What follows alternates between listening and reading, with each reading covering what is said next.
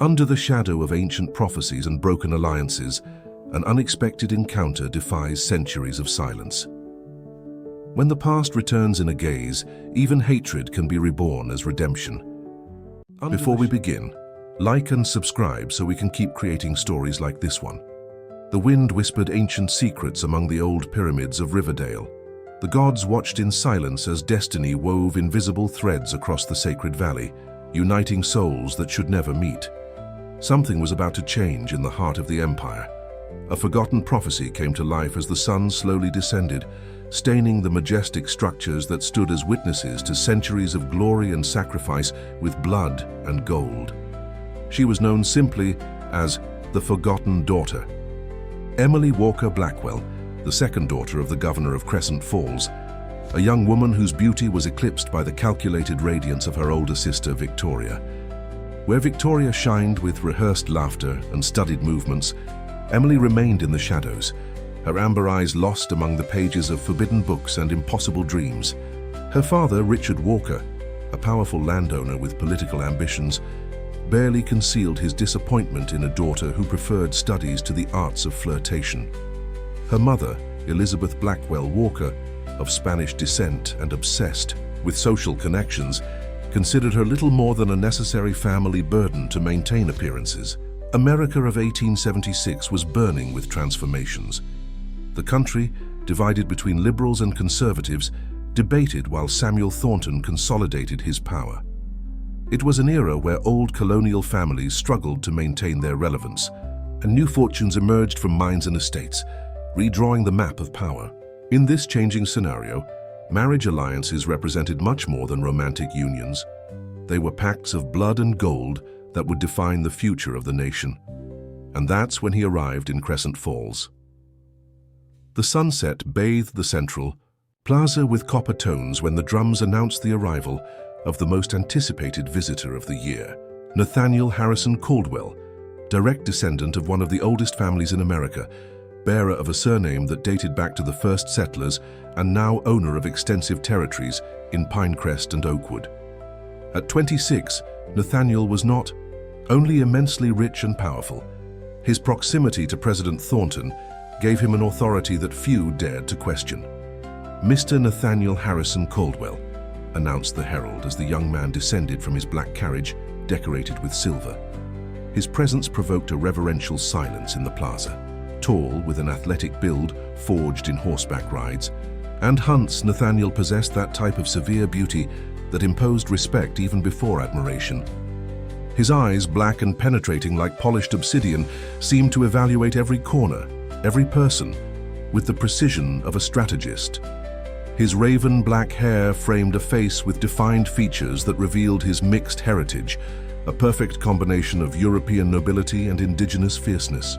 He dressed with understated elegance, a dark suit with silver details, finely crafted leather boots, and a pocket watch that had belonged to his grandfather, one of the generals who fought for independence. Emily observed from the balcony of the municipal library, where she had taken refuge hours earlier to escape the frantic preparations in her home. She had not intended to witness the triumphant entrance of the man about whom all of Crescent Falls had been talking for weeks. However, something in the way Nathaniel moved, with that peculiar mixture of authority and caution, captured her attention. It wasn't the typical arrogance of powerful men who visited her father. There was something more there, something she couldn't define. For a fleeting moment, as Nathaniel scanned the plaza, his eyes met Emily's. It was a moment as brief as it was intense. She felt the impulse to step back but remained firm, holding that dark gaze with a determination she didn't even know she possessed. An almost imperceptible gesture appeared on the young landowner's face.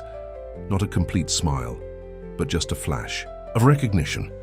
As if in the midst of that sea of faces eager to please him, he had found something authentic. The moment broke when the mayor stepped forward to give the official welcome. Emily took the opportunity to discreetly withdraw. That night, there would be a dinner in honor of the illustrious visitor, and she, as the governor's daughter, would be obliged to attend. She needed to prepare not to impress the newcomer, but to survive another evening of condescending looks and barely disguised comments about her lack of social grace. The Walker mansion gleamed that night. Hundreds of candles illuminated the halls decorated with flowers specially brought from Coast Haven. The elite of Crescent Falls had gathered, dressed in their finest attire, to meet the man who could change the political and economic destiny of the region. Mrs. Elizabeth nervously roamed the main hall, supervising every detail while whispering precise instructions to her eldest daughter on how to behave in front of the distinguished guest. "Victoria, remember to show interest in his lands in Pinecrest. Your father says he's looking to expand his business to the south," murmured Mrs. Elizabeth, adjusting the pearl necklace that adorned her favorite daughter's neck. Victoria, radiant in her emerald silk dress, smiled with confidence. At 20, she had already rejected 3 marriage proposals, waiting precisely for an opportunity like this. Her beauty was legendary in Mapleton, and she was sure that not even the imposing Nathaniel Caldwell would be immune to her charms. Meanwhile, in her room, Emily contemplated her reflection in the mirror. Her maid Lily, a young Native American woman who had grown up with her, finished arranging her dark hair in a simple but elegant updo. Unlike her sister's elaborate hairstyle, adorned with jewels and flowers, hers barely carried a small silver comb, an inheritance from her maternal grandmother. "You look beautiful, miss," commented Lily sincerely. "That color really suits you." Emily's dress, a deep blue like the night sky, had been chosen by her mother without much enthusiasm. It was elegant but discreet, designed not to compete with Victoria's splendor. However, it highlighted the amber of her eyes and the fair skin she had inherited from her Spanish grandmother. "Thank you, Lily, although I don't think it matters much how I look tonight," Emily replied with a resigned smile. The sound of hooves and wheels announced the arrival of the guest of honor. From her window, Emily observed, as Nathaniel descended from the carriage, now dressed in an impeccable black formal suit with gold details. He seemed even more imposing than in the afternoon, but also more distant, as if he had placed a mask over that face that for an instant had seemed almost vulnerable. In the plaza, dinner proceeded exactly as Emily had anticipated. Her father, Richard, dominated the conversation with discussions about politics and business. Her sister Victoria shone, interspersing intelligent but not too deep comments, laughing at precisely the right moments, and showing a studied interest in every word Nathaniel uttered. Mrs. Elizabeth watched with satisfaction, while occasionally glancing at Emily, as if reminding her to maintain her composure. Nathaniel, for his part, behaved with perfect courtesy. He responded to each question with precision, praised the beauty of Crescent Falls and the exquisiteness of the dinner. But there was something in his attitude that suggested his thoughts were elsewhere.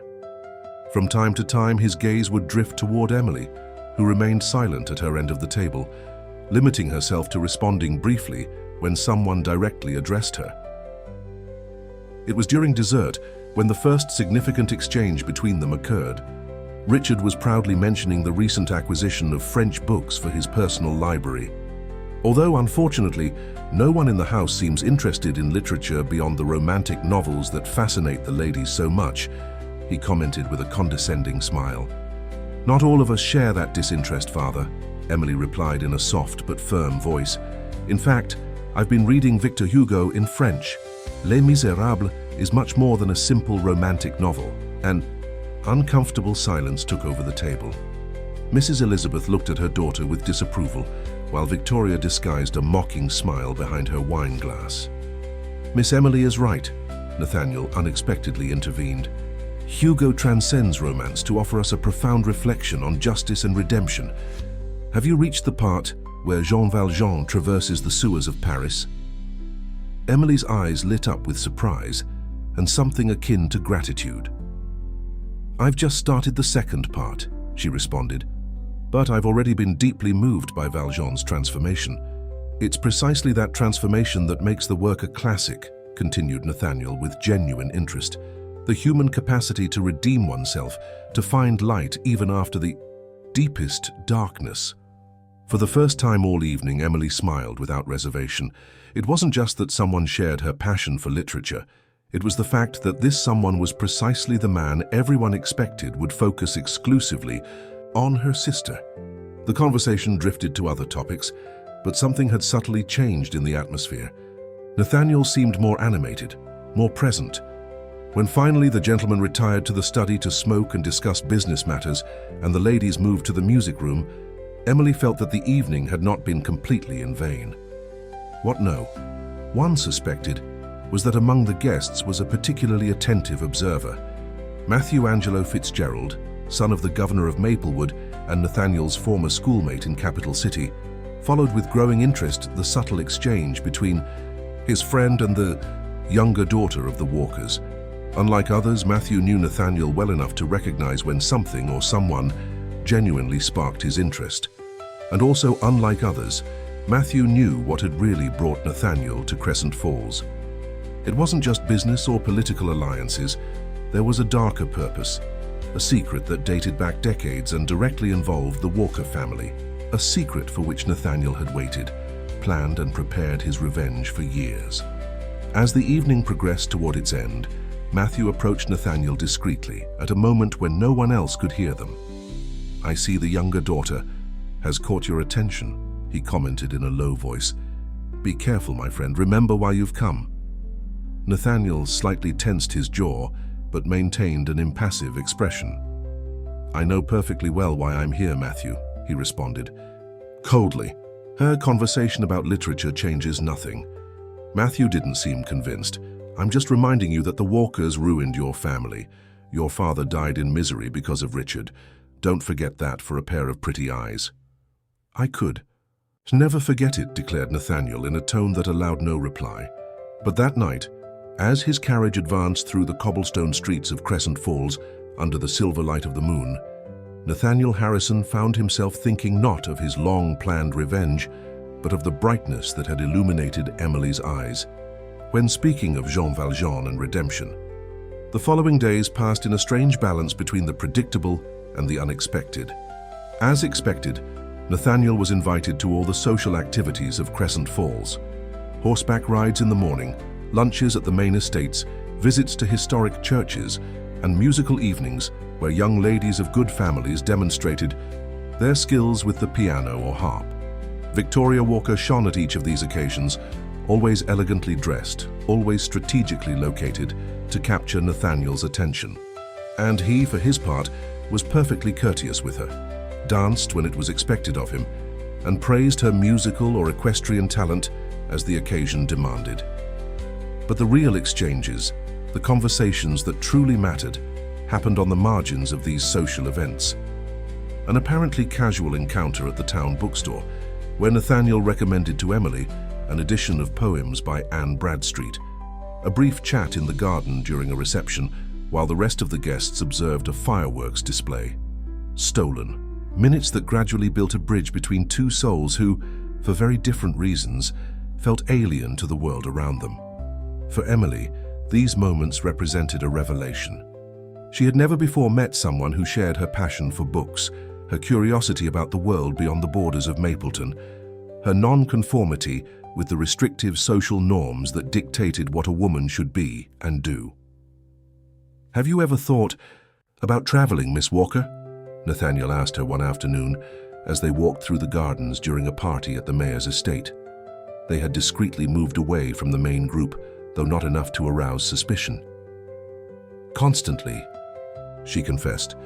"I dream of knowing Paris, London, Rome, even Capital City would be quite a discovery. But my father doesn't approve of women having such aspirations," Nathaniel completed. Emily nodded with resignation. "For him, the only acceptable journey for a daughter is the one that takes her from the paternal home to the matrimonial home," she responded with a sad smile. "And what kind of husband would Miss Emily seek?" he asked, stopping next to a lush magnolia tree that partially concealed them from indiscreet glances. She looked at him with surprise, not expecting such a direct question. "One who sees me as I am," she responded after a moment. "Not as the governor's younger daughter, not as Victoria's sister, just as Emily." Their eyes met for an instant that seemed to extend infinitely. There was something complex in Nathaniel's gaze, a mixture of admiration and conflict, as if he was fighting an internal battle. "You are an extraordinary woman, Emily Walker," he finally said, using her first name for the first time. and you deserve much more than this place can offer you." Before she could respond, Mrs. Elizabeth's voice rose among the guests, calling for her daughter. The spell broke, and both returned to the real world, to the conventions and expectations that separated them. What Emily didn't know was that each of these encounters, each word exchanged, intensified Nathaniel's internal conflict. He had come to Crescent Falls with a clear plan: to gain Richard's trust, access documents that would prove how he had manipulated contracts and forged signatures to appropriate the lands and mines that belonged to the Harrison family, and finally, destroy him publicly, as he had destroyed his father 15 years earlier. He had not expected to find someone like Emily in his enemy's house, someone who unknowingly put at risk years of preparation and hope for justice. "You're getting soft," Matthew warned him one night, as they shared a cigar on the balcony of the hotel, where they were staying. "I see how you look at her. You don't know what you're talking about," Nathaniel replied dryly. "I know that your father would turn in his grave if he knew you were contemplating forgiving a Walker for the pretty eyes of his daughter." "I'm not contemplating forgiving anyone," Nathaniel replied harshly. "Richard will pay for what he did, but Emily has no guilt whatsoever. She was barely a child when it all happened." Matthew shook his head. "And what do you think will happen when you destroy her father? Do you think she'll forgive you? That she'll run into your arms when her entire family is in ruins?" Nathaniel didn't respond. It was a question he asked himself every night as he contemplated the ceiling of his room, divided between duty to his father's memory and the feelings that were beginning to bloom in his heart. Meanwhile, at the Walker mansion, another crucial conversation was taking place. Mrs. Elizabeth had noticed Nathaniel's growing interest in her younger daughter, and this represented both an opportunity and a problem. On one hand, a marriage alliance with the Harrisons would be extraordinarily advantageous. On the other, she had always assumed that honor would fall to Victoria. "You must do something, Richard," she insisted to her husband, who was pouring himself a brandy in his study. "We cannot allow Emily to ruin Victoria's chances." "What do you want me to do, woman?" Richard responded with irritation. "If Caldwell is interested in Emily, I don't see the problem. An alliance is an alliance, regardless of which of our daughters it's formed with. But Victoria is older. It's not right for the younger to marry first. Besides, we've already invested too much in preparing Victoria for an advantageous marriage." Richard meditated for a moment while swirling the amber liquid in his glass. "Perhaps it's better this way," he murmured, more to himself than to his wife. "There's something about Caldwell that doesn't quite convince me. His sudden interest in investing in Mapleton, his questions about my old properties in Pinecrest. I don't know, Elizabeth. It might be to our advantage to keep him close, and what better way than through a marriage?" What Richard didn't share with his wife was his growing suspicion that young Caldwell hadn't come to Crescent Falls simply for business. There was something more, something he intuited was related to the past, to those dark days when his own fortune had emerged from the ashes of families ruined by the Civil War.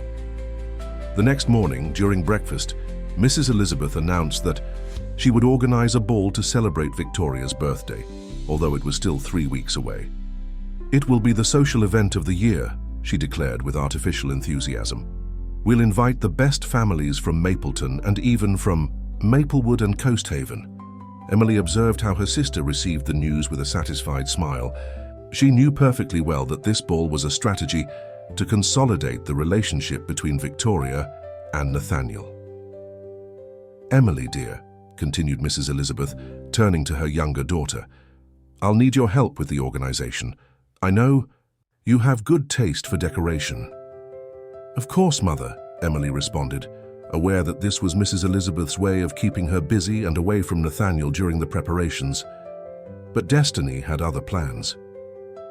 3 days later, while Emily was supervising the delivery of flowers in the main hall, a messenger arrived with a note for her. With trembling hands, she unfolded the paper and immediately recognized Nathaniel's elegant handwriting. "I need to speak with you in private. Matters of extreme importance. I will be at the abandoned chapel of St. Rose at 4. Come alone if you can." Emily felt her heart skip a beat. She had never received such an invitation, and she knew that attending a secret meeting with an unmarried man went against all norms of decorum. However, the urgency of the message and her own curiosity overcame any apprehension.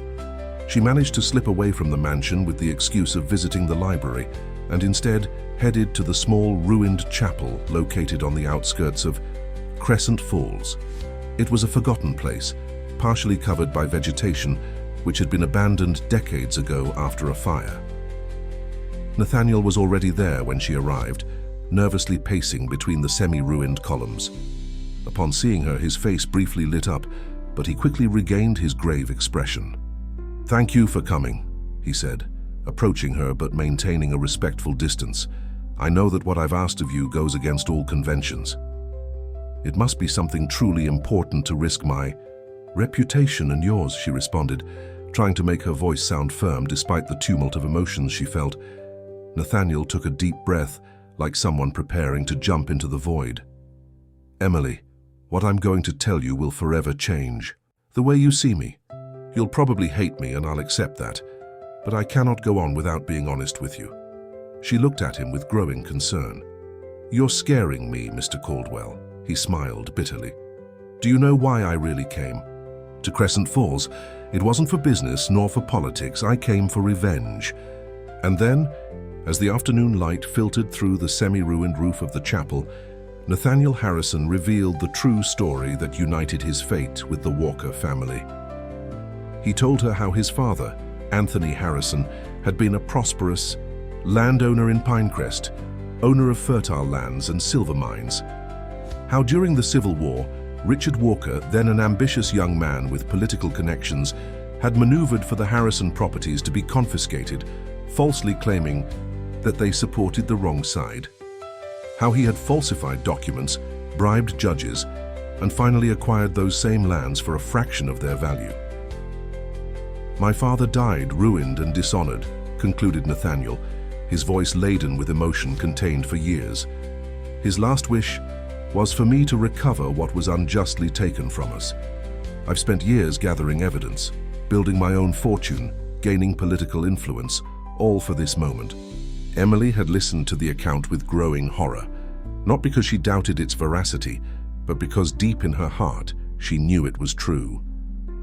There had always been rumors about how her father had suddenly acquired his fortune during the war years, rumors that the family strove to silence.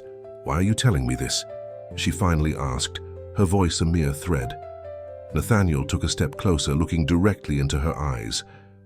"Because I've fallen in love with you, Emily, against all odds, against all logic, against the promise I made to my father on his deathbed. These feelings are real and they tear me apart inside." Emily felt the world spinning around her, the words she had so many times dreamed of hearing, but in a context that turned them into a nightmare. "What do you expect me to say? That I'll betray my family for you? That I'll help you in your revenge?" "No," he responded firmly. "I expect you to understand why I must go ahead with my plan, even if it means losing you forever. I cannot betray my father's memory, nor can I ask you to betray your family.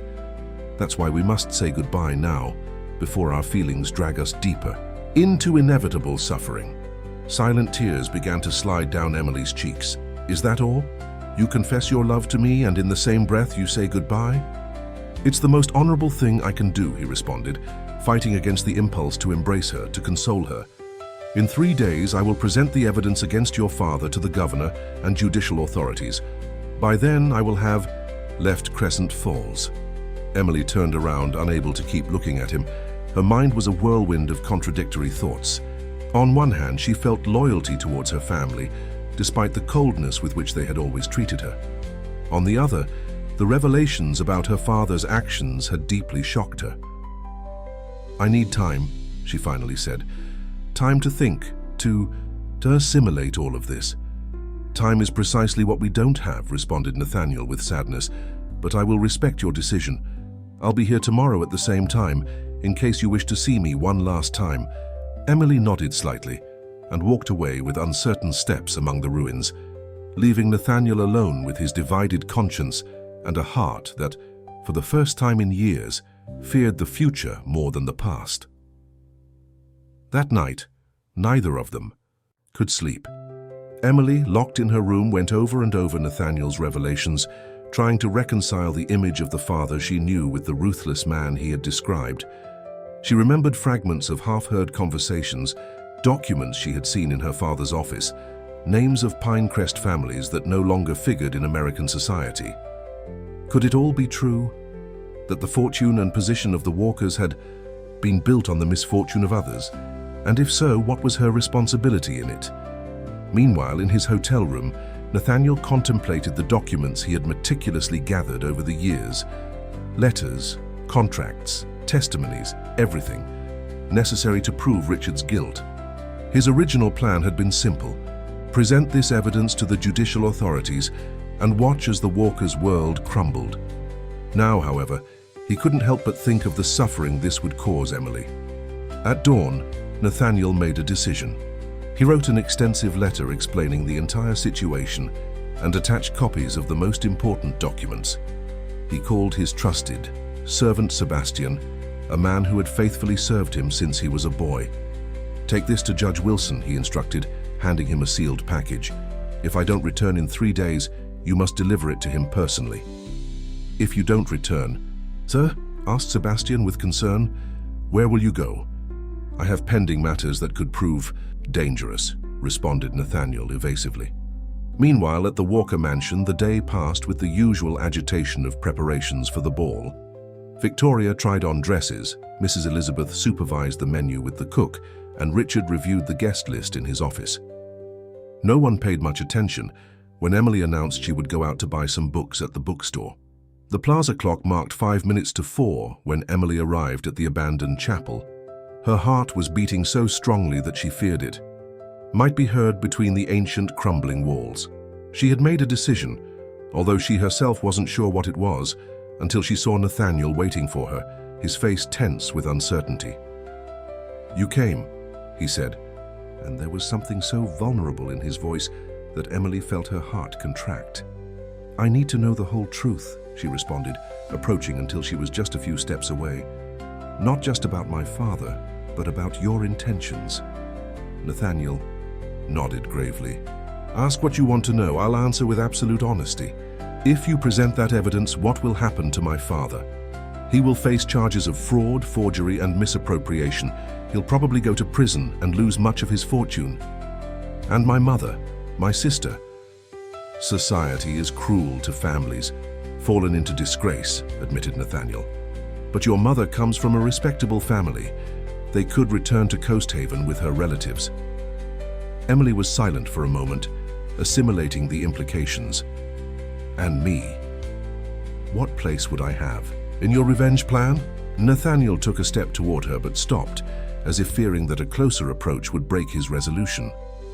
"None," he responded with painful sincerity. "When I met you, you weren't part of my calculations. You were simply the younger daughter of my enemy. But now what?" she insisted with broken breathing. "Now you are the reason I doubt, the reason I wonder if the justice I've sought for years is worth the price of your suffering." The words hung suspended between them, laden with all they didn't dare to say, openly. It was Emily who finally broke the silence. "I've spent the entire night thinking about all this," she said with a surprisingly firm voice. "About what my father did, about what you intend to do, about what I feel for you. And I've reached a conclusion. I cannot be complicit in injustice, not even out of family loyalty." Nathaniel's eyes opened in astonishment. "What exactly are you saying?"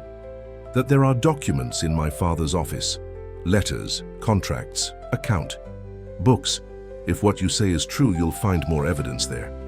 Nathaniel looked at her, stupefied at what seemed like a betrayal of her own blood. "Why would you do something like that?" "Because I believe in justice. Because if my father committed those crimes, he must answer for them. And because..." Emily swallowed, arming herself with courage for the most difficult confession. "Because I've also fallen in love with you, Nathaniel Harrison. Against all logic, against everything I should feel." It was as if something broke inside Nathaniel.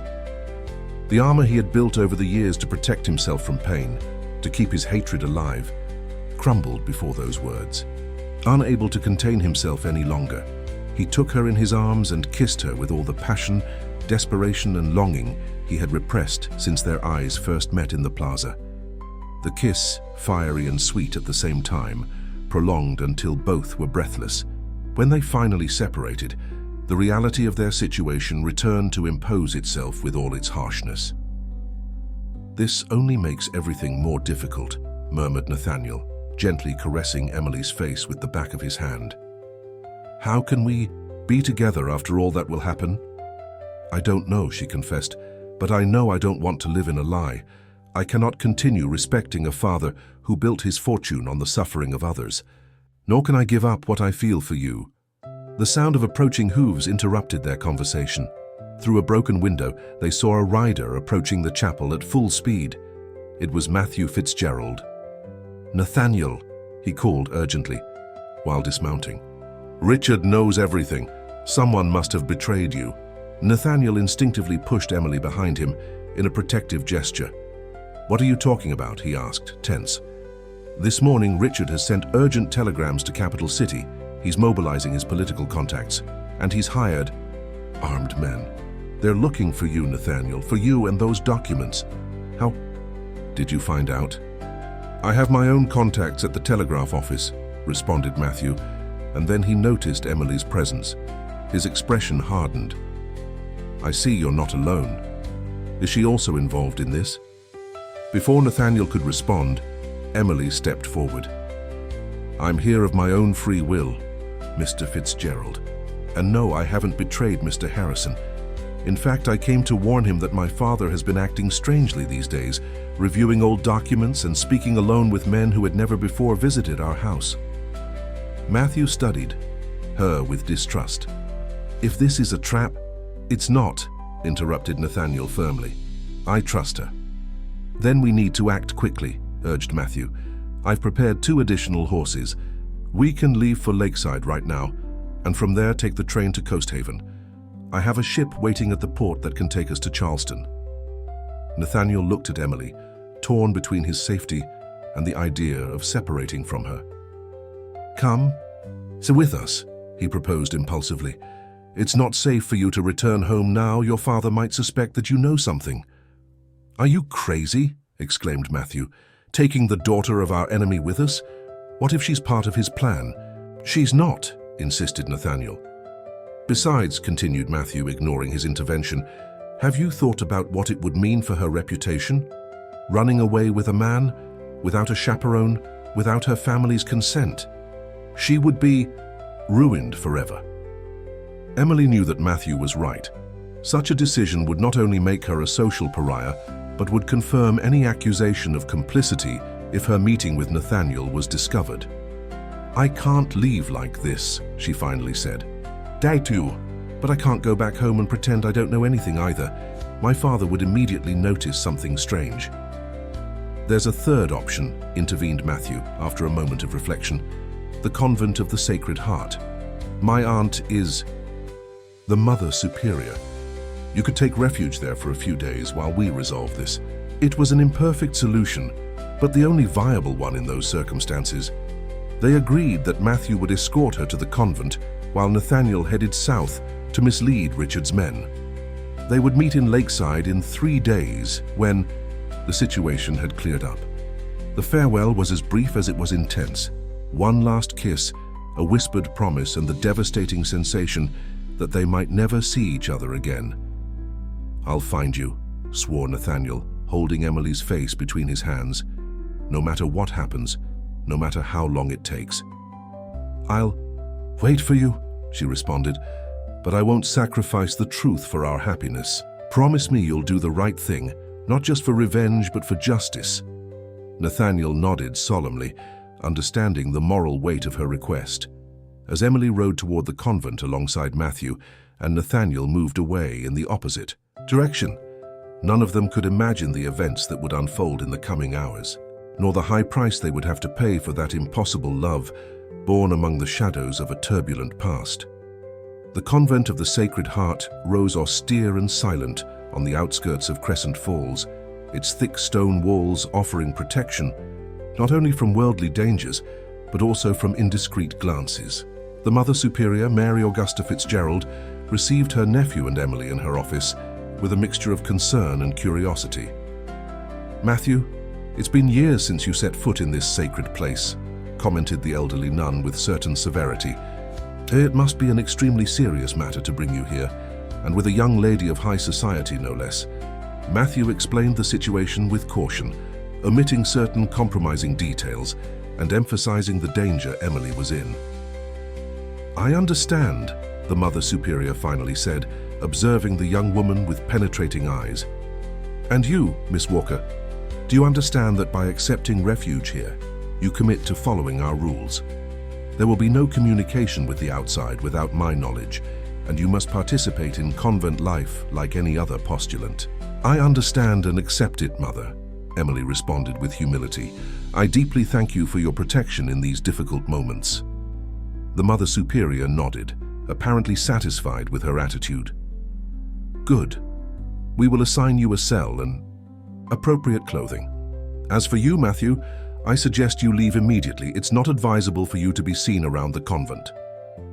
Once her nephew had left, the Mother Superior personally led Emily to a small cell in the most isolated wing of the convent. It was a spare room with a narrow bed, a crucifix on the wall, a small bedside table with a Bible, and a basin with fresh water. "The sisters will not know your true identity," explained the nun. "For them, you will simply be a young woman contemplating religious vocation and needing time for reflection. If anyone asks, even within these walls, say your name is Sister Rose." Emily thanked her again for her help, and when left alone, sat on the bed with a strange sensation of relief and helplessness at the same time. For the first time in her life, she was completely separated from her family, from social expectations, from everything that had defined her existence until then. The freedom this provided was as terrifying as it was intoxicating. Meanwhile, at the Walker mansion, chaos had erupted. Emily's prolonged absence had finally been noticed, and her room had been searched for clues.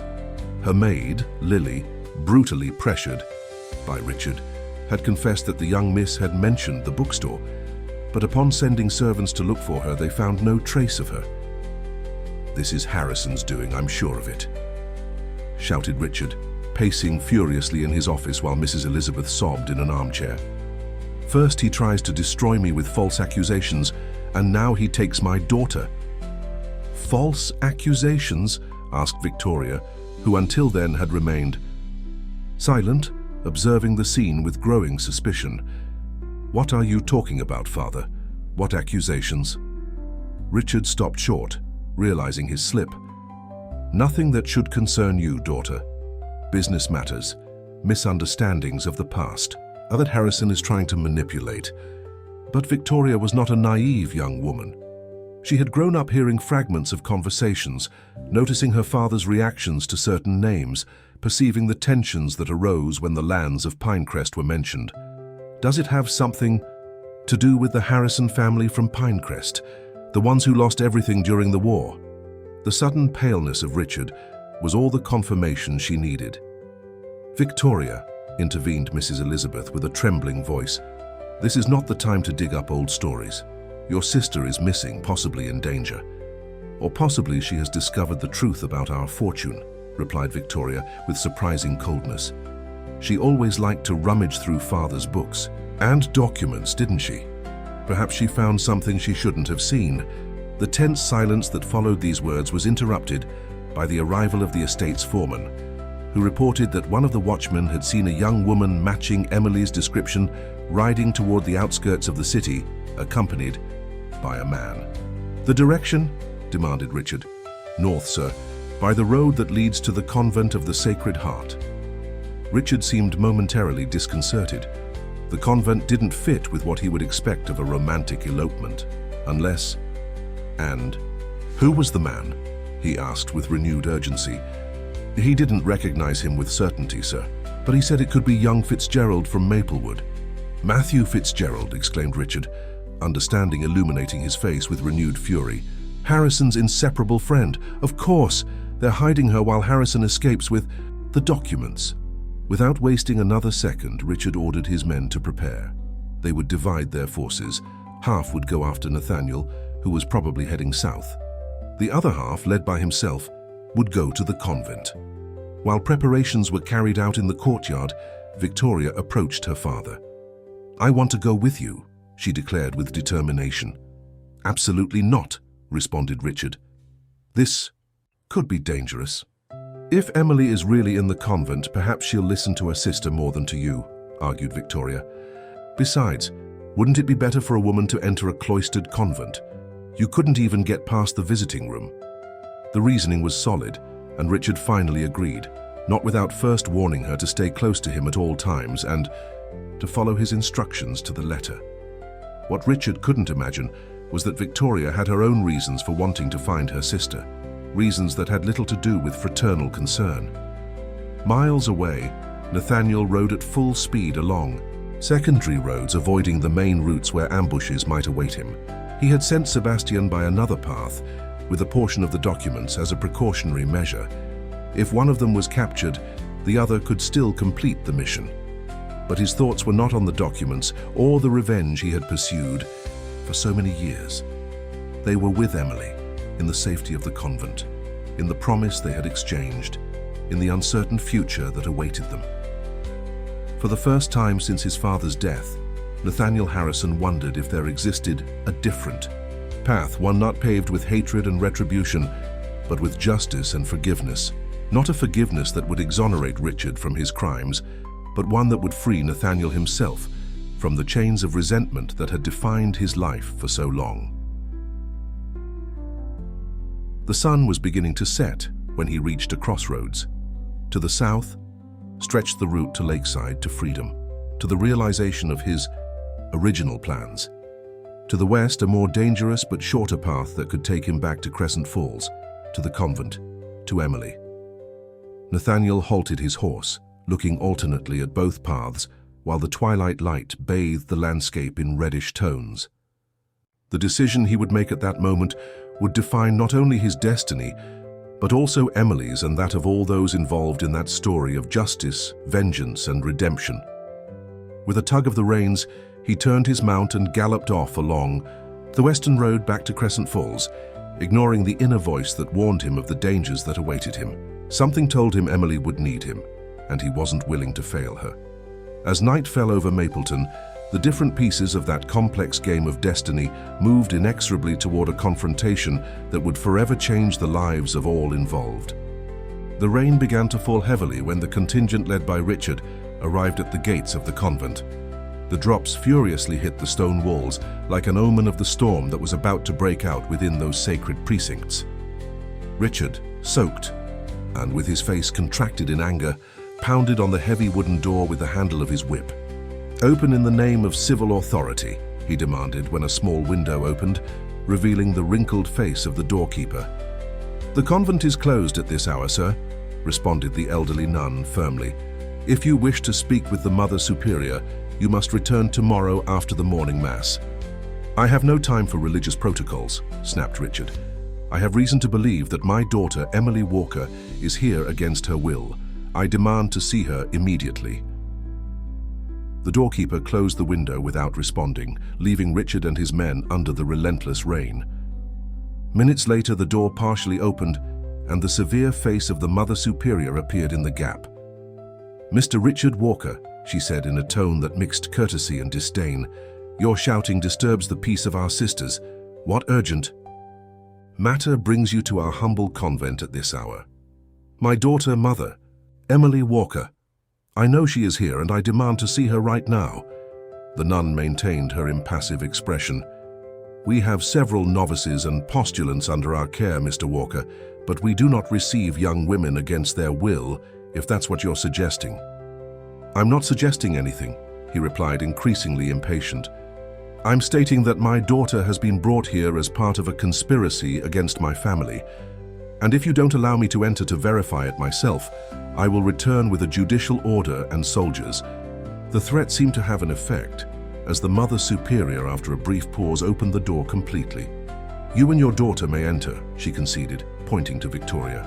"The rest of your men must wait outside. I will not allow a group of armed ruffians to terrorize my sisters." Richard reluctantly agreed. indicating to his men to remain vigilant. He and Victoria followed the Mother Superior through silent cloisters and corridors, barely illuminated by candles protected from the wind. Finally, they reached a small reception room, austere but clean. "For you will wait here," declared the nun. "If your daughter is in this convent and if she wishes to see you, I will bring her personally." "And if she doesn't wish to see us?" asked Victoria, with a tone that surprised both her father and the nun. "Then we will respect her decision," responded the Mother Superior firmly. "This is a place of refuge and contemplation, Miss Walker. Here, women have the right to the peace that the outside world often denies them." With these words, the elderly nun withdrew, leaving father and daughter in a silence interrupted only by the patter of rain against the window panes. "I will not allow that old crone to prevent me from taking my sister," murmured Richard, barely controlling his fury. "If necessary, I will tear down every door of this damned convent." "Patience, father," advised Victoria, with a calmness that contrasted with Richard's agitation. "We are on sacred ground. Violence here would only worsen our situation." Meanwhile, in her cell, Emily received the unexpected visit of the Mother Superior. The elderly woman briefly informed her of her father and sister's arrival and of their demand to see her. "You are not obliged to meet with them," assured the nun. "The doors of this convent will protect you if that is your wish." Emily pondered her response. Part of her wanted to remain hidden, waiting for Nathaniel's arrival. But another part, perhaps the bravest, knew that sooner or later she would have to face the consequences of her actions and her discoveries. "I will see them," she finally decided, "but I would like to speak first alone with my sister if possible." The request surprised the Mother Superior, but she nodded after a moment of consideration. "As you wish. I will take you to the parlor, and then I will fetch your sister." The parlor was a small room divided by a grate that allowed communication without physical contact, designed originally so that cloistered nuns could receive visits without breaking their vows. Emily waited there, her heart beating rapidly, until the door opened and Victoria entered, as elegant as always despite the rain and the hasty journey. The sisters looked at each other through the grate, assessing each other as if they were strangers. Finally, it was Victoria who broke the silence. "Everyone at home is shocked by your disappearance, Emily. Mother hasn't stopped crying. And father, well, I've never seen him so furious." "It was not my intention to cause such concern," responded Emily, maintaining a neutral tone. "But circumstances arose that made my immediate return impossible." "Circumstances related to Nathaniel Harrison, perhaps?" inquired Victoria, and something in her voice alerted Emily that this was not a simple conversation between sisters. "Why do you think that?" Victoria moved closer to the grate, lowering her voice although they were alone. "Because I know what Harrison came looking for in Crescent Falls. I know what father did to his family. I've known for years." The confession left Emily speechless. She would never have imagined that her sister, always so apparently frivolous and focused on balls and suitors, would guard such secrets. "How did you discover it?" she finally asked. "I'm not as shallow as everyone thinks," responded Victoria with a bitter smile. 3 years ago, while looking for some documents father had asked me for in his office, I found a box with letters, contracts, deeds, all the evidence of how he ruined the Harrisons and other families during the war. At first, I didn't fully understand what I was reading, but I investigated, asked discreetly, connected the dots. "And you never said anything?" asked Emily, both surprised and horrified. "To whom could I say it? To Mother, who lives in a world of appearances and denial? To you, who have always seen me as a vain fool? To the authorities, so they would imprison our father and condemn us to ruin and social disgrace?" There was so much bitterness in her words that Emily felt ashamed for having judged her sister so superficially for so many years. "That's why I'm telling you this now," continued Victoria, moving even closer to the grate that separated them. "Because you need to understand that you're making a mistake if you think that helping Harrison in his revenge will bring justice. It will only bring more pain, more destruction." "What do you propose then?" asked Emily, genuinely interested in her sister's perspective. "Come home with me now. I'll talk to father, convince him to forgive you this indiscretion. Together, we could persuade him to do the right thing. Compensate the Harrison family without the need for public scandals or judicial processes that would destroy both families. The proposal was tempting, a solution that could bring some justice without the bloodshed Emily so feared. But there was something in Victoria's attitude, an urgency that didn't seem born solely from fraternal concern. "Why do you care so much about avoiding scandal?" asked Emily, carefully studying her sister's reactions. "You've always been the perfect daughter. Even if father fell into disgrace, you would surely find a suitable husband elsewhere." A shadow crossed Victoria's face. "It's not that simple, Emily. There are complications you don't know about." "What complications?" Victoria hesitated for a moment, as if evaluating how much she could trust her sister. Finally, she made a decision. "I'm expecting a child," she confessed in a whisper barely audible. "A child who has no recognized father, and who can never have one if I don't marry before my condition becomes evident." The revelation hit Emily like lightning.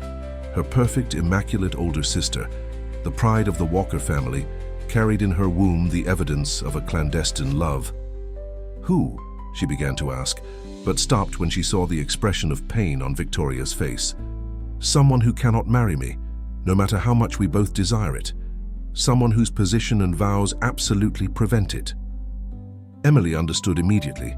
There was only one man in Crescent Falls who met those conditions: Father William Davidson, the young and charismatic priest who had arrived a little over a year ago and who had revolutionized the parish with his passionate sermons and his tireless work with the neediest. "Victoria," she murmured, not knowing what else to say in the face of such a revelation. "Now you understand why I cannot allow a scandal," continued Victoria, with tears shining in her eyes. "If the truth about father comes to light, no one will accept to marry me, not even for convenience. My child will be born without a name, without a future, marked forever by the sins of his parents." The silence that followed weighed like lead. Emily observed her sister with new eyes, seeing for the first time the fear and vulnerability that hid behind her facade of perfection. "What about Nathaniel?" Victoria finally asked. "Do you truly love him? Or has he just used you to get to father?" "I love him," responded Emily without hesitation, "and I know he loves me. But he also seeks justice, and I can't blame him for that."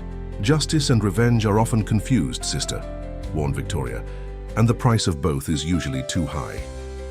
Before Emily could respond, the door burst open, and Richard stormed into the room, followed by the Mother Superior, who protested uselessly. "Enough of these private conversations," he thundered, approaching the grate that separated the sisters. "Emily, you are coming with me right now. I have tolerated your eccentricities for years, but this disobedience exceeds all limits." Emily stood up, facing her father's furious gaze with a serenity she didn't know she possessed. "I am not a child you can order around, father. I have come to this convent of my own free will, and I will leave when I decide to." "You dare to defy me?" roared Richard, his face dangerously reddening. "After all I've done for you? After giving you a home, education, social position?" "And what about the Harrisons, father?" asked Emily with a calm but firm voice. "What did you give them besides ruin and dishonor?" The color abandoned Richard's face as quickly as it had come. His eyes narrowed, and when he spoke, his voice was barely a threatening whisper. "What has that bastard told you? What lies has he made you believe?" "They are not lies," intervened Victoria to everyone's surprise, "and you know it perfectly well, father. The documents in your office tell the true story. How you forged signatures, bribed judges, manipulated the confiscation laws during the war to keep the Harrison properties and those of other families." Richard looked at his older daughter with incredulity and betrayal. "You too," he murmured, staggering slightly as if he had received a physical blow. "My own blood, conspiring against me." "We're not conspiring against you, father," responded Emily with sadness. "We just want you to do the right thing, to repair the damage caused before it's too late." Richard regained his composure, and a bitter smile formed on his face. "It's too late, my daughter, too late for all of us." And with these enigmatic words, he turned around and left the parlor with large strides, leaving the sisters perplexed. "Father," called Victoria, running after him. "Wait!" Emily tried to follow them, but the Mother Superior stopped her with a gesture. "It's not prudent, child. Your father is upset, and upset men are capable of great cruelties." "But my sister," Emily protested. "Your sister has chosen her path as you have chosen yours," responded the elderly woman with wisdom. "Now we must pray for God to illuminate everyone in this dark hour." Meanwhile, outside Crescent Falls, Nathaniel rode under the torrential rain, getting closer and closer to the city. His horse, exhausted by the effort, advanced with difficulty. Along the road turned to mud.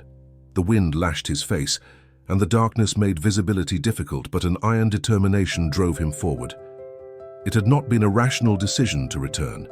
His entire being screamed at him to continue toward Lakeside, to complete his mission, to fulfill the promise made to his dying father. But something stronger than reason, more powerful than filial duty, had made him turn around.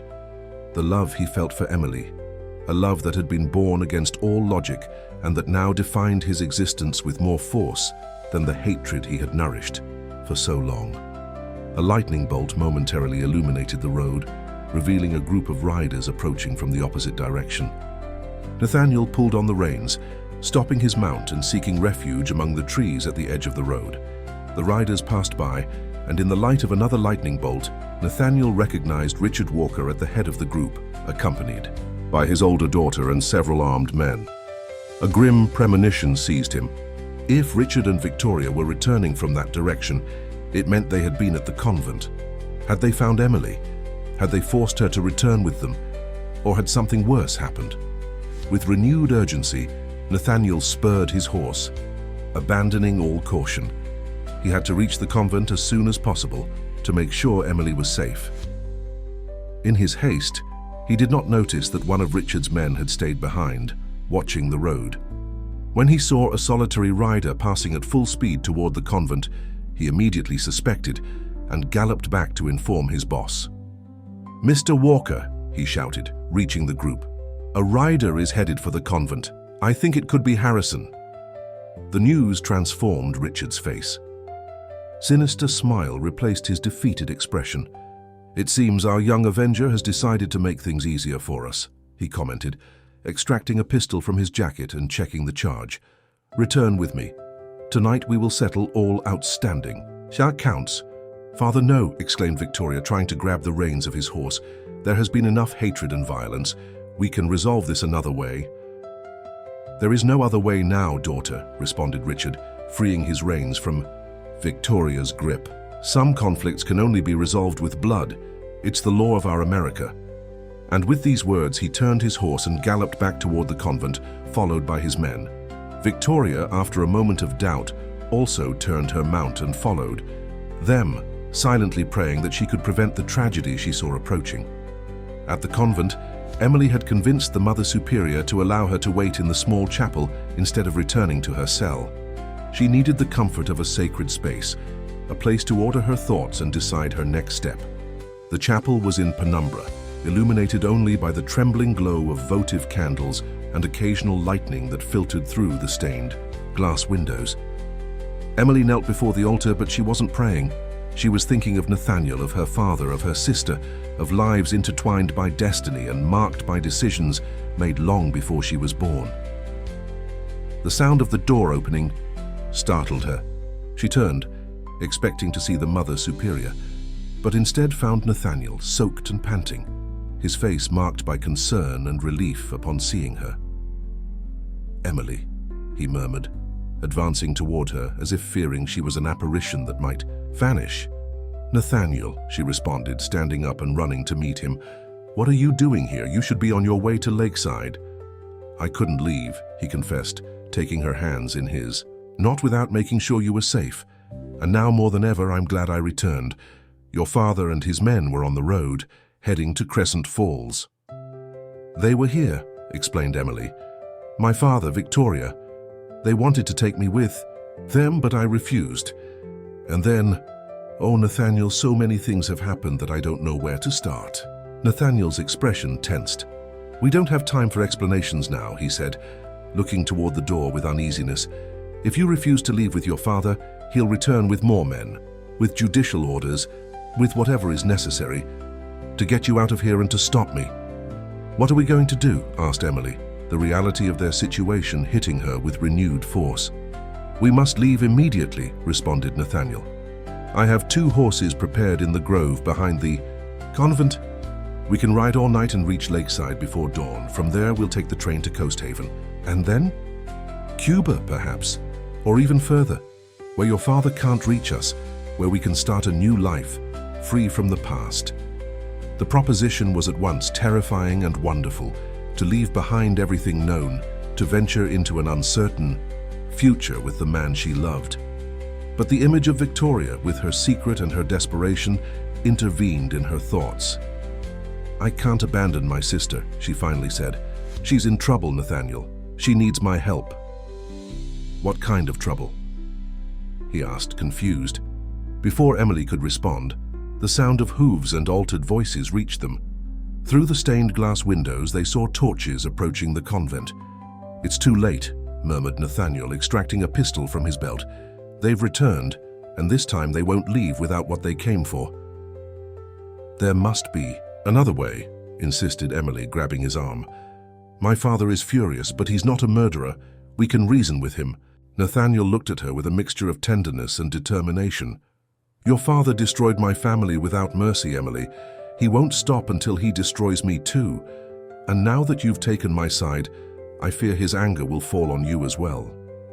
The wee sound of pounding on the convent's main door interrupted their conversation. The voices of Richard and his men demanding entry resonated throughout the building. "Come with me," urged Nathaniel, gently pulling her hand. "Through the back door of the chapel. We can still escape." Emily hesitated, torn between her love for Nathaniel and her concern for her sister. Finally, she made a decision.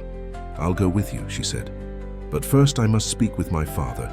One last chance to resolve this without more suffering." "It's too dangerous," protested Nathaniel. "Trust me," she responded, squeezing his hand.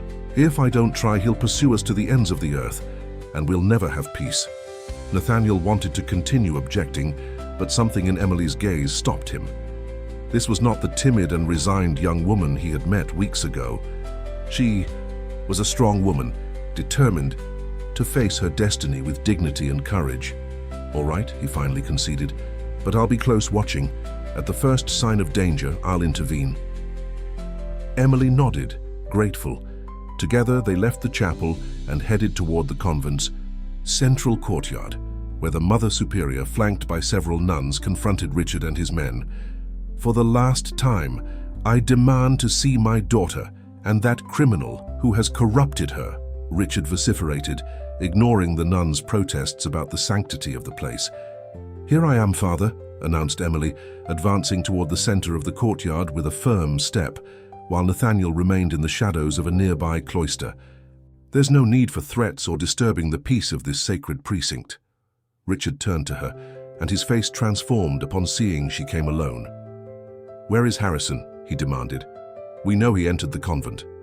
"He's not here," Emily lied with surprising composure. "He came to say goodbye and left. By this hour, he must be far from Crescent Falls." "You lie," roared Richard. "My men saw a rider enter the convent less than half an hour ago. It could only have been him." "It was a messenger," intervened the Mother Superior, understanding the situation and deciding to support Emily. "One of our suppliers who brings medicinal herbs from Hillcrest. With this storm, he decided to spend the night in the stables." Richard narrowed his eyes, clearly not convinced. However, the presence of the nuns and the vehemence of the Mother Superior made him doubt. He couldn't simply burst into a convent and search it from top to bottom without consequences. "Father," said Emily, taking advantage of his momentary hesitation, "let's talk in private. There's much we need to discuss." Something in the serene but firm tone of his younger daughter seemed to surprise Richard. After a moment of doubt, he abruptly nodded and followed her to one side of the courtyard, away from the curious ears of the others. "I know everything, Father," Emily began once they were alone, "about the Harrisons, about how you obtained our lands and our fortune, and I also know about Victoria." Richard visibly paled. "What exactly do you know?" "That she's expecting a child," responded Emily in a low voice. a child who cannot publicly acknowledge his father unless she finds a husband quickly. Richard passed a hand over his face, suddenly aged by the weight of family secrets. "Has she told you herself?" he asked with a tired voice. Emily nodded. "Listen to me carefully, father," she continued. "There is a way out for everyone, a way to repair the damage without destroying our family." "There is no way out," responded Richard bitterly. "What I did cannot be undone, and Harrison won't rest until he sees me ruined." "You're wrong," insisted Emily. "Nathaniel seeks justice, not destruction. If you offer fair compensation to his family, if you publicly acknowledge that the accusations that allowed the confiscation of their lands were false, he might accept an agreement. And what about my reputation, our name?" "Our reputation is already compromised, father. Rumors about how you obtained your fortune have circulated for years. And now, with Victoria's situation, we face an even greater scandal." Richard remained silent, weighing his daughter's words. "Why would Harrison accept an agreement?" he finally asked. "He has dedicated years to planning his revenge." "Because he loves me," responded Emily simply. "And I love him. Our future together is worth more than any revenge or wealth." The revelation seemed to hit Richard like a hammer blow. He looked at his younger daughter, as if seeing her for the first time, recognizing in her a strength and clarity he had never valued. "Do you love him enough to abandon your family for him?" he asked, more with curiosity than with reproach. "I love him enough to try to save both families from destruction," she responded. Before Richard could respond, a heart-wrenching scream broke the night. Both turned to see Victoria, who had just entered the convent's courtyard, pointing toward one of the cloisters. "Father, one of your men has found Harrison." Indeed, two of the thugs hired by Richard were dragging Nathaniel toward the center of the courtyard. He had tried to remain hidden, but in his eagerness to hear the conversation between Emily and her father, he had exposed himself too much. "Nathaniel!" exclaimed Emily, running toward him, but her father firmly grabbed her arm. "At last we meet face to face, young Harrison," said Richard, with a cold calm that was more threatening than his previous fury. "The son who comes to avenge the father's grievances, a story as old as America itself." Nathaniel, despite being held by two men, maintained his dignity and defiant gaze. "I haven't come only for revenge, Mr. Walker. I've come for justice, and for a future I believed impossible until I met your daughter." "Justice," mocked Richard. "Everyone invokes that word when it suits them. Was it justice you sought when you seduced my daughter to get to me? When you snuck into my house under false pretenses?" "I never intended to use Emily," responded Nathaniel firmly. "What I feel for her is real as the damage you caused to my family." "Release him," Victoria suddenly ordered, advancing toward the center of the courtyard. "This madness has gone too far. We have all suffered enough." "Stay out of this, Victoria," warned Richard. "This doesn't concern you." "It concerns me more than you imagine, Father," she replied, positioning herself next to her sister. "Because if you destroy Nathaniel Harrison, you will also destroy Emily, and I will not allow my sister to suffer as I have suffered." The silence that followed these words was broken by the metallic sound of a weapon being cocked. Everyone turned to see one of Richard's men pointing his revolver directly at Nathaniel. "At your orders, boss," said the hitman with an unpleasant smile. "One accurate shot and the problem disappears forever." "No!" screamed Emily, trying to interpose herself, but her father held her more firmly. "Consider it carefully, Mr. Walker," intervened the Mother Superior, who had observed the entire scene. With growing alarm, "Spilling blood on sacred ground is a sin that not all the gold in the world can absolve." Richard seemed trapped in an internal conflict. Fury, pride, shame, and perhaps a hint of remorse fought within him. He looked at his daughters, at Nathaniel, at the nuns who watched in horror, and finally at the sky, where the storm was beginning to abate, giving way to a weak glow of moonlight between the clouds. "Lower your weapon, Roberts," he finally ordered. To everyone's surprise, there will be no more blood tonight. The hitman seemed disappointed, but obeyed immediately, holstering his revolver. The men holding Nathaniel loosened their grip, though they didn't release him completely. "Harrison," continued Richard, turning to the young man, "I propose a deal to you. an agreement between gentlemen to end this enmity that has lasted too long." "What kind of deal?" asked Nathaniel cautiously. "Fair compensation for your family's lands, public acknowledgement of my error of judgment during those turbulent years of war. And in exchange, you will destroy all the evidence you have gathered against me." "And what about Emily?" insisted Nathaniel. Richard looked at his younger daughter, and something in his eyes momentarily softened. "If she chooses you freely, I will not oppose your union. But you must wait a year, time enough to ensure that this love is not simply the fruit of extraordinary circumstances." Emily held her breath, awaiting Nathaniel's response. It was an imperfect compromise, but better than they had hoped to achieve. "I accept the terms regarding compensation and public acknowledgement," responded Nathaniel after a moment of reflection. "But I cannot wait a year to make Emily my wife. I offer you 3 months, time enough to comply with social formalities and to demonstrate my sincerity." Richard considered the counteroffer, then nodded briefly. 3 months then, and during that time, you will stay away from Crescent Falls." "And from my daughter, father," protested Emily, but Nathaniel gave her a reassuring look. "I accept," he finally said, extending his hand. Richard hesitated an instant before shaking it. It was not a gesture of friendship, but a solemn pact between adversaries who had reached an impasse. "And now," said Richard, turning to his daughters, "we will return home. It has been too long a night." "There's something more, father," intervened Victoria, stepping forward. "Something that must be resolved before we leave this sacred place." Richard looked at her strangely. "What are you talking about?" "About my condition," she responded with surprising dignity, "and about my decision not to hide it behind a marriage of convenience." Richard's face darkened. "This is neither the time nor the place for that discussion, Victoria." "On the contrary, father," she insisted, "this is exactly the right place, because I have decided to take the veil and stay in this convent." The declaration fell like a bomb among those present. Emily looked at her sister in astonishment, while Richard seemed to have been physically struck. "Have you lost your mind?" he exclaimed. "How can you even consider such a thing? You are the firstborn of the Walkers. Your duty is to marry, give worthy heirs." "My duty is to follow my conscience, father," interrupted Victoria with serenity. "And my conscience tells me that this is the only honorable path for me and for my child." "And the father of the creature?"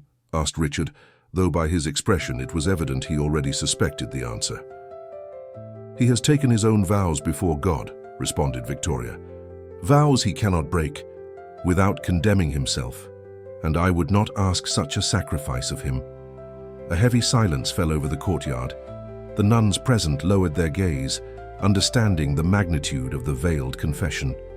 The Mother Superior stepped forward, placing a protective hand on Victoria's shoulder. "If that is your decision, Miss Walker, this convent will welcome you," she declared. "Not as a common postulant as your situation is, particular, but we will offer you refuge and dignity while you decide your future." "I absolutely oppose," exclaimed Richard. "I will not allow my older daughter to bury herself alive, and even less for a sin that can be amended in another way." "It's not a burial, father," responded Victoria, with a serenity that surprised everyone. "It's a liberation. For the first time in my life, I'll make a decision based not on appearances or what society expects of me, but on what my heart tells me is right." Richard seemed about to continue protesting, but something in his daughter's resolute expression stopped him. Perhaps for the first time, he saw in her not the obedient child he had molded according to his expectations, but a woman with her own will and capable of defying him. 3 months, he finally said, addressing both Victoria and Nathaniel. "I give you both 3 months. You, Harrison, to demonstrate that your intentions toward my younger daughter are honorable, and you, Victoria, to reconsider this madness. After that time, I will respect the decisions you have made." It was the most he could concede without feeling he completely lost control over his family, a last attempt to maintain his authority in a situation that increasingly escaped his hands. 3 months, accepted Nathaniel, slightly inclining his head. 3 months, repeated Victoria, although her tone made it clear that her decision was already made. Richard turned to Emily, who had remained silent during this last exchange. "And you, daughter? What decision will you make when that time passes?" Emily looked at Nathaniel, then at her sister, and finally at her father. "When that time passes," she responded with a clear voice, "I will be where I should be, beside the man I love, but never forgetting my family." Richard nodded, apparently satisfied with this response. Then, without further words, he gestured to his men and headed toward the exit of the convent. Before crossing the threshold, however, he stopped and turned.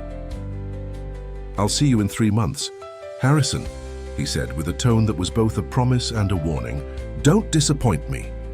And with these words, Richard Walker disappeared into the night, leaving behind a silence laden with contained emotions and destinies forever altered.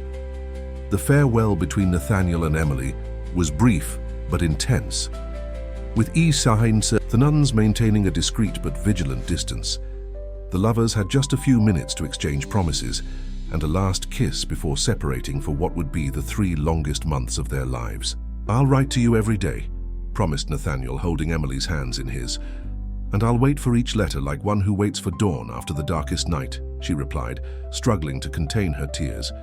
3 months will pass more quickly than we think," he assured her, though his voice betrayed the same doubt she felt. "And when we meet again, nothing will ever separate us." With a final kiss, Nathaniel moved away, mounted his horse and rode into the night, taking Emily's heart with him, but leaving her in exchange a hope more precious than any jewel, the promise of a future together. The days at the convent passed with a routine that Emily found surprisingly comforting. Although she had not taken vows like her sister, she participated in many of the daily activities. She helped in the garden, attended morning prayers, gave reading lessons to the orphaned girls whom the sisters took in. She discovered in this simple life a peace she had never known in ballrooms or at gala dinners. Victoria, for her part, seemed to flourish in the convent environment. Her pregnancy, now evident, was treated with discretion and respect by the nuns. Far from the critical eyes of society, she could prepare for motherhood with dignity and without shame. Nathaniel's letters arrived punctually each week, brought by a trusted messenger. In them, he told her about his progress in negotiations with Richard, about the house he was preparing for her in Capital City, about his plans for the future. Each word fed Emily's hope and made the wait more bearable. But destiny, which had already taken so many turns in this story, had one last surprise in store. At the end of the 2nd month, when the agreed deadline was approaching its end, an unexpected visitor arrived at the convent, Father William Davidson. He didn't come as a priest, but as a common man dressed in civilian clothes and with an expression of determination on his young face.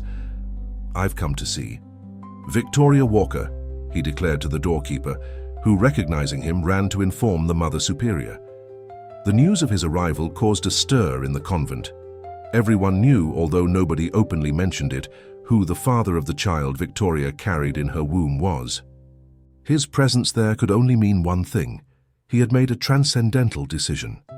The Mother Superior, after briefly consulting with Victoria, allowed the meeting, but insisted that Emily be present as a chaperone, an irony that was not lost on any of the sisters. The meeting took place in the same parlor where, months earlier, the Walker sisters had had their revealing conversation. This time, however, there were no grates separating those present. William Davidson seemed both nervous and resolute, like a man who has gone through a profound spiritual crisis and has emerged with a clarity that was previously foreign to him. "I've renounced my priestly vows," he announced without preamble. "I've written to Rome explaining my situation, and although I will surely be excommunicated, I have found peace in my decision." Victoria looked at him in astonishment, unable to articulate a word. Her hand instinctively rested on her swollen belly. "I haven't come to ask you to renounce your plans," he continued, interpreting her silence as rejection. "I just wanted you to know that I am willing to assume my responsibility as father of that child in whatever way you consider appropriate." "Why now?" Victoria finally asked, her voice barely a whisper. "Why not when I told you about the pregnancy?" William lowered his gaze, visibly ashamed. Because I was a coward, he admitted. Because I clung to my position, to my reputation, to the security of a life already mapped out. I needed to lose it all to realize what truly matters. The silence that followed this confession was loaded with contradictory emotions. Emily observed her sister, concerned about how she would take this unexpected declaration. Would it be a new source of suffering, or perhaps, incredibly, an opportunity for happiness? I don't know what to say, Victoria finally confessed. For months I've prepared myself for a life without you, to raise our child within these walls, away from the world that would judge us. And I will respect that decision if it's what you truly desire, assured William. But if there's any possibility, however small, that we might consider a future together, I ask you to think about it. I've secured work as a teacher in a school in Coast Haven. It's not a luxurious life I'm offering you, but it would be an honest one, where our child would grow up knowing both his parents. Emily, feeling that her presence might be inhibiting her sister, excused herself discreetly and left the parlor, leaving them alone so they could speak with complete freedom. As she closed the door behind her, she couldn't help but think about how strange the paths of destiny are, and how what seems like a tragedy can sometimes become the prelude to unexpected happiness. The day appointed for the final meeting between the Walker and Harrison families dawned clear and bright, as if the sky itself wanted to celebrate the reconciliation that was about to take place. The chosen location was not the Walker mansion, nor any of the usual places of high society in Crescent Falls, but the Hope Valley Estate, a neutral property halfway between the city and lakeside. Richard arrived accompanied only by his wife, Mrs. Elizabeth, who during these months had gone through her own process of acceptance and change. The temporary disappearance of her two daughters had forced her to re-evaluate her priorities and to recognize that she had sacrificed family happiness on the altar of social appearances. Nathaniel arrived shortly after, impeccably dressed but visibly nervous. The 3 months had been a time of intense work and negotiation. He had fulfilled his part of the deal, destroying all evidence against Richard, except for one copy he kept in a safe place, not as a threat but as insurance against future changes of opinion. Emily was the last to arrive, accompanied to everyone's surprise by Victoria and William. The transformation in Victoria was evident. She was no longer the haughty and calculating young woman she had been, but a serene woman who had found her own path. Her pregnancy, now advanced, was impossible to hide, but she carried it with a dignity that imposed respect, even on the most critical. The reunion between Emily and Nathaniel was emotional, but restrained, both aware of the solemnity of the moment and the eyes that watched them. A simple handshake, a look loaded with promises, was enough for now. There would be time for more effusive demonstrations when everything was formally arranged. Richard, aged but in a way liberated by the events of the last months, spoke once all were gathered in the main hall of the estate. "We are here," he began with a firm voice, but without the arrogance of the past, "to seal an agreement that ends an enmity that has lasted too long. The Walkers and the Harrisons, families that destiny and my past actions confronted, will now unite through the marriage of my daughter Emily with Mr. Nathaniel." He then proceeded to enumerate the terms of the agreement: the transfer of certain properties to the Harrison family as compensation, the public acknowledgement that the accusations that had led to the confiscation of their lands had been unfounded, and finally, his blessing to the union between Nathaniel and Emily. "As for my daughter Victoria," he continued, directing a glance to where she sat next to William, "I have decided to respect her decision to unite her life with Mr. William Davidson, former priest and now teacher. Although it is not the alliance we had imagined for our firstborn, I recognize in her choice the same determination and courage that have always characterized the Walkers." These words, pronounced without a trace of the bitterness or disappointment that everyone feared, provoked tears of relief in Mrs. Elizabeth and a grateful smile from Victoria. The formal ceremony, simple but significant, concluded with the signing of the documents that officialized both the economic compensations and the marriage commitments. 2 weeks later, the wedding between Nathaniel and Emily would be celebrated in the Cathedral of Crescent Falls, an event that, despite the discretion with which it was planned, would become the most commented social event of the year.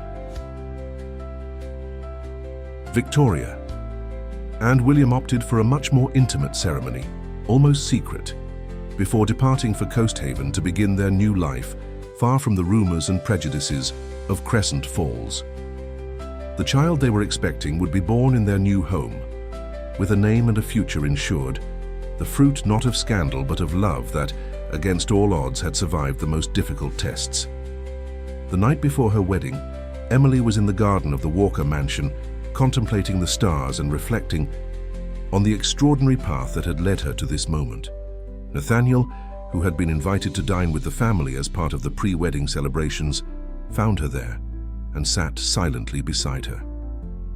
"Tomorrow at this time," he said, after a moment, "you will be my wife. Sometimes it seems impossible that we've made it this far after everything that has happened. Sometimes the most difficult path is the only one that leads to true happiness," she answered, resting her head on Nathaniel's shoulder. "Our love was born among shadows and secrets, but it will live in the light." Nathaniel took her hand and kissed it with reverence. "Do you remember that afternoon in the abandoned chapel when I revealed my true intentions? I was convinced you would hate me, that you would choose family loyalty over any feeling toward me, and I feared that your thirst for revenge would be stronger than your love," confessed Emily. "We both were wrong in underestimating the power of what had been born between us." "Your father asked me yesterday if I still harbored resentment," commented Nathaniel, his gaze losing itself in the horizon. "I told him the truth, that the hatred I nourished for so many years has transformed into something different. It's not complete forgiveness, perhaps it never will be, but it's a willingness to look forward instead of remaining trapped in the past." "It's all we can ask for," responded Emily. "The past forms us, but it shouldn't define us. Our future will be what we make of it." They remained thus in shared silence until the first lights of dawn began to tint the sky. A new day was being born, prelude to what would be the first of their life together. A day that would mark not the end of their story, but barely its beginning. The wedding, celebrated in the Cathedral of Crescent Falls before the elite of Mapleton, was described by those who attended as an event of extraordinary beauty and emotion. Emily, radiant in a white silk dress adorned with antique lace that had belonged to her grandmother, walked toward the altar on the arm of her father, who, for the first time in a long time, showed on his face a genuine pride, free from the ambition and calculation that had marked his life. Nathaniel awaited her beside the altar, majestic in his formal suit, his face transfigured by a happiness that few had seen him express. When their gazes met, the entire world seemed to vanish around them, leaving them alone in that perfect moment that would forever seal their destinies. The vows they exchanged, written by themselves, spoke not only of love and loyalty, but also of forgiveness and redemption, of the human heart's capacity to transcend hatred and find light even in the deepest darkness. There wasn't a single dry face in the church when, at the conclusion of the ceremony, the newlyweds sealed their union with a kiss that symbolized not only their love but also the reconciliation of two families that destiny had confronted. The reception that followed, celebrated in the gardens of the Walker mansion, extended well into the night. Richard, in a gesture that surprised everyone, offered a toast in honor not only of the newlyweds, but also of Mr. Anthony Harrison, Nathaniel's deceased father, publicly acknowledging the harm caused and expressing his hope that this union would mark the beginning of a new era of peace and prosperity for both families. At midnight, Nathaniel and Emily departed for Capital City, where they would begin their life together, far from the memories and tensions of Crescent Falls. The farewell was emotional but serene, without the anguish that had marked their previous separations. This time they knew that their joint path was just beginning. A year later, when Nathaniel and Emily's first child came into the world, he received the name of Anthony Richard in honor of his paternal grandfather and his maternal grandfather. This symbolic act definitively sealed the reconciliation between the families, demonstrating that love, when true and brave, has the power to heal even the deepest wounds. The story of Emily and Nathaniel became, over time, a legend in Mapleton, narrated from generation to generation as an example of how love can flourish even in the most arid terrains, and how forgiveness, although difficult, opens doors that resentment keeps eternally closed. And thus, what began as a story of revenge was transformed into a testimony of redemption, reminding us that sometimes destiny leads us along unexpected paths only to demonstrate that the human heart, in its infinite complexity, is capable of the most extraordinary miracles. We hope this tale of crossed vengeances and unexpected loves has moved you. If you're passionate about stories where the forbidden becomes destiny, visit our special playlist. It awaits just to the left of the video. Do you believe